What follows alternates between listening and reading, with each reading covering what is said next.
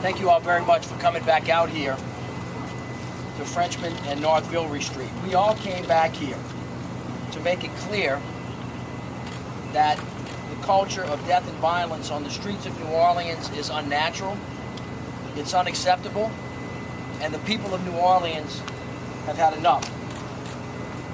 As all of you know by now, 19-year-old Aiken Scott was arrested last night at around 10 p.m. in Little Woods neighborhood in New Orleans East. He was subsequently booked on 20 counts of attempted second-degree murder after callously shooting into the crowds of hundreds of citizens this weekend on this very corner, injuring at least 20 people. As far as we know, at least 3 of our brothers and sisters are still in critical condition. They need our prayers and support, and I know that the people of New Orleans and the people of America will respond. For the reporters here, all of you know that there were 2 reporters who were injured during that shooting. Deborah Cotton, who is one of our own, who has been a great asset to us in so many different ways, is still in critical condition in Charity Hospital, and our thoughts and our prayers go out to her. Also, a number of you have now run a couple of stories on Kennard Allen. This is as tragic a story as everything that happened this weekend. This is the second time that this young man has been shot in his life before he turned 11. He is Breonna Allen's cousin, who, as you know, was taken from us last year. He was injured in that shooting, and he was also here last Sunday participating in this event and was injured. This is almost impossible to fathom and to understand, but highlights again how incredibly damaging and far-reaching the culture of violence has become. Because when the damage is done, especially to a young man like this and to our young citizens, it's hard to undo. If you take a minute to think about the other young people who have been killed or hurt, the tragedy just compounds itself. This morning, District Attorney Leon Cannizzaro sought and Magistrate Judge Gerard Hansen set Aiken Scott's bail at $10 million.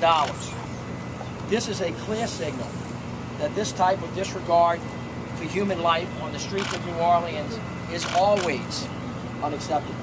I have no doubt that DA Leon Cannizzaro will prosecute him with every available resource that we have.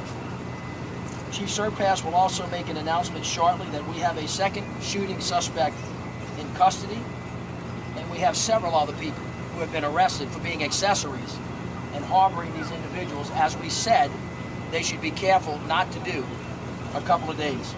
Harboring known criminals is a serious offense, and these individuals will pay a price. They will pay because the people of this city have said that enough is enough, and we will not tolerate it anymore. This was only possible because the people of New Orleans called Crime Stoppers, gave us great tips and gave us great leads. As we discussed on Tuesday, we believe that Aiken was in a gang or a group in this area. This small number of people in gangs and groups are responsible for the overwhelming number of murders and shootings in this city. They are in fact terrorizing our streets. As you saw earlier this week in the call-in, and last week with the indictments of the 110ers, we have a strategy in place to address this issue as part of our NOLA for Life plan. We will not let up. The rules of the game have changed on the streets of New Orleans. We are demanding that the shooting stop, and we will make sure that we do everything in our power, which I hope people now see as substantial, to make sure that we protect the citizens of New Orleans. Now, the reason why we are succeeding today is because there are a lot of people that helped make this happen. Primarily the people of New Orleans, who finally said, we're not putting up with this anymore, and came together as one community to give us the kind of information we need. I also want to thank the homicide detectives and the 5th District officers, some of whom probably have not slept in an entire week. Chief Surpass, Commander Goodley, and the others have been on top of this all week. I want to thank them. I want to thank the U.S. Marshals and our federal partners, who we have told you about many times, who have been with us shoulder to shoulder. There's been no daylight between us. I particularly want to thank the people who were here that day, our emergency responders and our police. That emergency response was as good as you have seen anywhere in America. All of those victims were gotten to quickly. They were taken care of professionally. They were taken to 3 hospitals, and all of the healthcare professionals, from those that picked them up to those that cared for them, are responsible for saving their lives. And finally, it cannot be said enough that the people of New Orleans have made this happen, quite frankly, because we as a community have said enough is enough.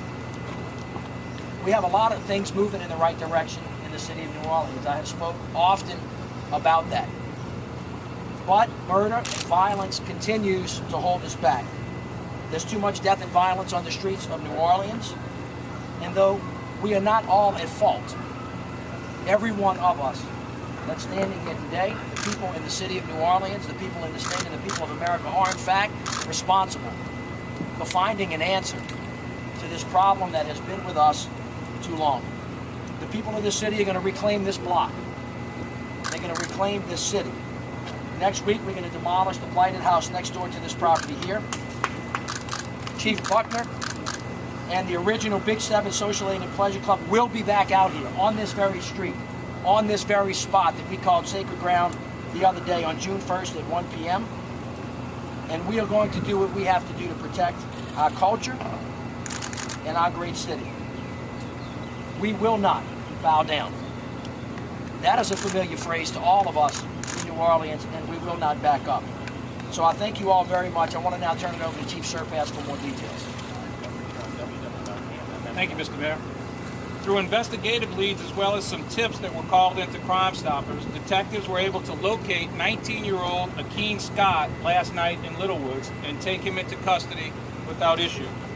Just past 10 p.m., the NOPD and the U.S. Marshals Fugitive Task Force picked up Scott in the 7500 block of Kingsport Drive.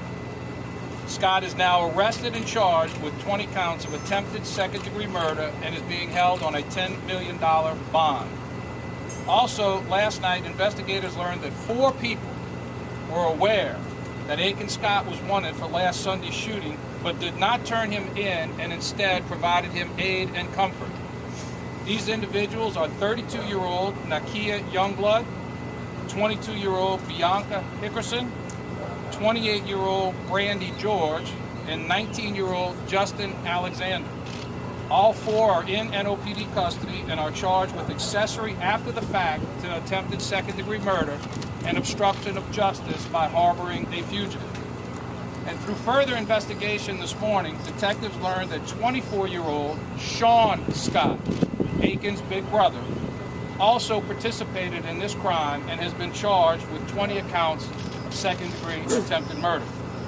The NOPD and the U.S. Marshals Task Force headed out at 7 o'clock this morning to find Sean. We found Sean. Sean is in custody and under arrest. When we arrested him, we found cocaine and heroin in his vicinity in the house we arrested him. It's worth noting Sean's arrest record. Sean is currently wanted for illegally carrying of a weapon. Sean is currently wanted for possession with the intent to distribute controlled dangerous substances. Sean is currently on parole for possession with intent to distribute heroin and cocaine until December of 2015. Sean has already been on probation for possession of cocaine and possession of heroin from October of 07 to June of 08. Sean has a lengthy record and has demonstrated his contempt for the people of New Orleans. We believe that Aiken and his brother Sean are involved in the gangs that are associated with the Frenchman and Derby boys. Today, I can't tell you the pride it is to be the chief of the New Orleans Police Department and the chief of the people of the city of New Orleans. Commander Goodley, Lieutenant Hart, Sergeant McCabe, Detective Rael Johnson, and Detective Robert Hurst of your 5th District, right here in this neighborhood, led this investigation with the tremendous support of our federal partners, DEA, ATF, FBI, and most particularly the U.S. Marshal Service. We are one voice, one fight. We are going to win this battle. The people of New Orleans chose to be with us and not the cowards who shot into this crowd. Last Sunday, they took this corner. Last Monday, the people took this corner. Today, we are taking this corner. It is important. There is a change in the city of New Orleans that I feel and you feel. The gangs that try to intimidate the people of New Orleans no longer are successful because the anonymity of Crime Stoppers gives the people the power. The message to these gang members: you can't scare nobody anymore, and you have no idea who calls us now. And when we say to you, we know about you more than you think, it's the truth. It's the truth. The people of New Orleans have spoken, and I am incredibly proud to be here today.